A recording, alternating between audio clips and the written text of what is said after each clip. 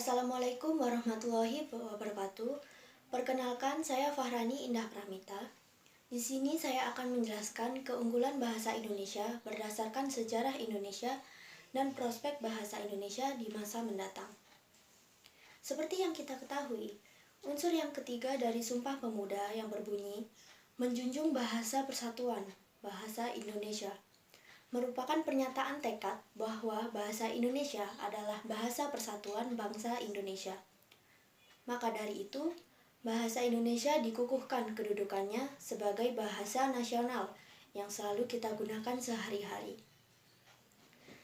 Sebagai penerus generasi bangsa Indonesia, tentunya kita harus mengetahui keunggulan bahasa Indonesia dari sejarah yang sudah kita pelajari. Contohnya yang pertama, bahasa Indonesia sebagai bahasa ibu.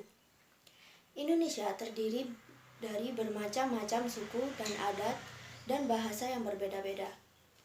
Dengan adanya bahasa Indonesia sebagai bahasa ibu, orang-orang di berbagai suku tidak akan kesulitan berinteraksi. Yang kedua, bahasa Indonesia sebagai bahasa yang baik, sopan, dan sesuai kaidah. Setiap daerah memiliki bahasa daerah dengan strata kesopanan yang kompleks.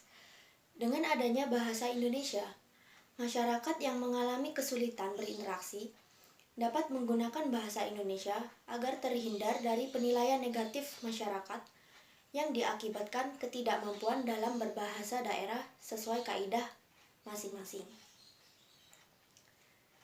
Lalu yang ketiga, bahasa Indonesia sebagai bahasa resmi di dalam kebudayaan dan pemanfaatan ilmu pengetahuan dan teknologi modern.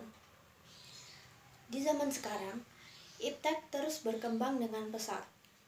Maka dari itu, bahasa Indonesia berperan sebagai alat untuk mengembangkan dan membina iptek serta kebudayaan nasional sehingga tercipta satu ciri khas yang menandakan satu kesatuan negara Indonesia.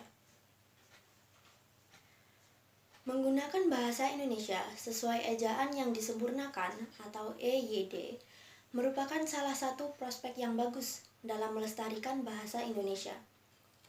Selain itu, menekankan penggunaan bahasa Indonesia melalui film, teater, sinetron, dan lain-lain, sehingga masyarakat dapat belajar tidak hanya dari sektor pendidikan saja. Sekian penjelasan dari saya, kurang lebihnya mohon maaf. Wassalamualaikum warahmatullahi wabarakatuh.